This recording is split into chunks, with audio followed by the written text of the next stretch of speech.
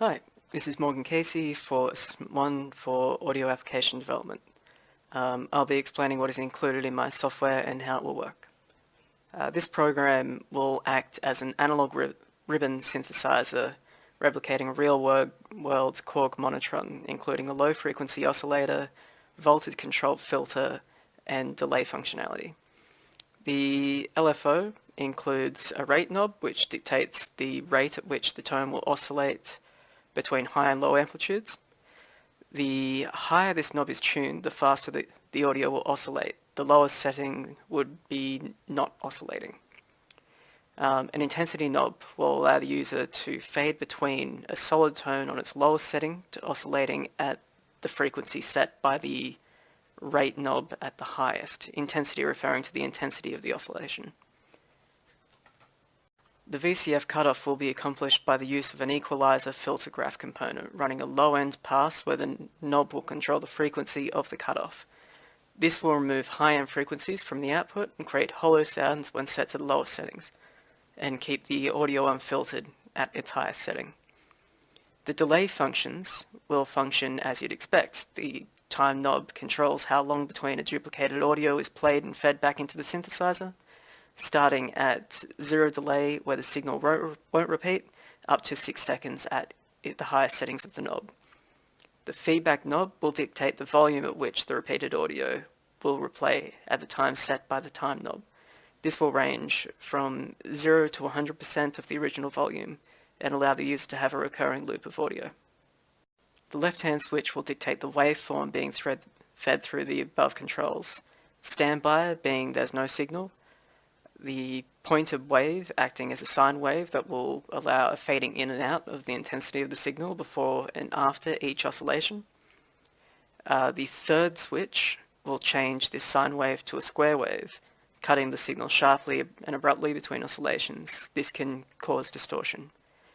The keyboard at the bottom of the device is what will create the tones to be fed into the oscillator using similar tones as would be produced by a regular keyboard.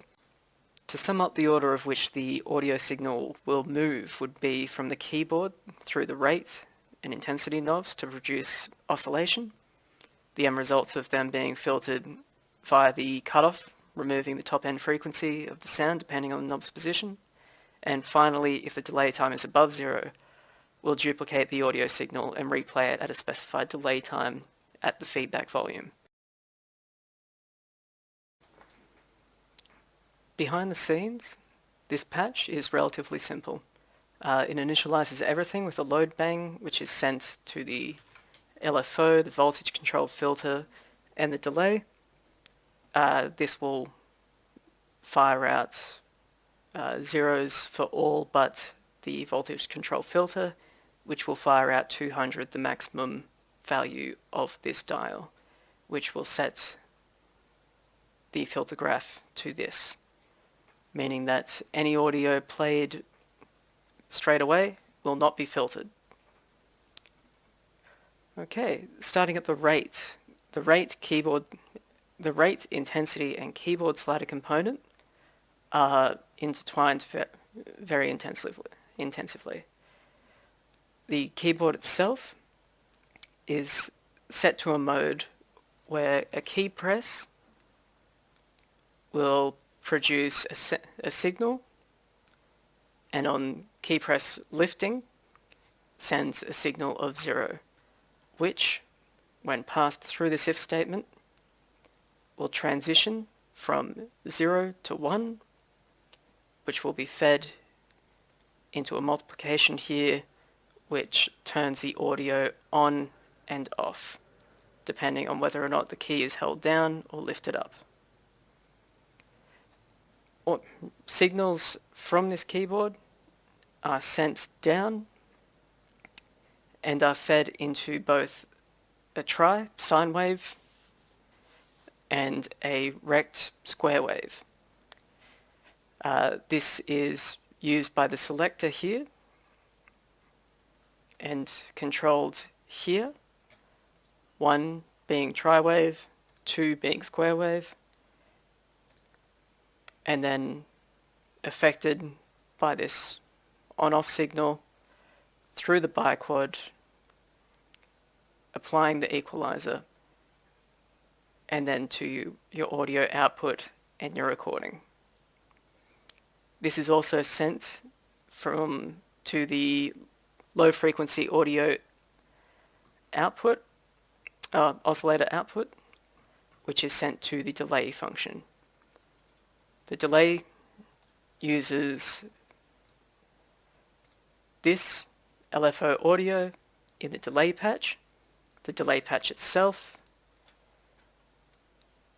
using this audio to tap in, run through this cycle, and then tap out. Audio that comes through this system is filtered by the feedback dial on the right here,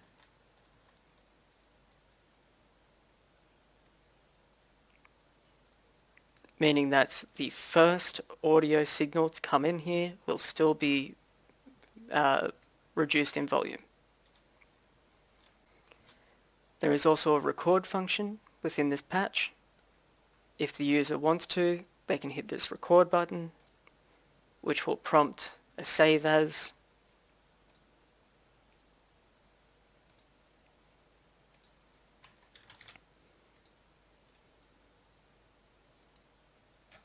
And whilst this is open, audio played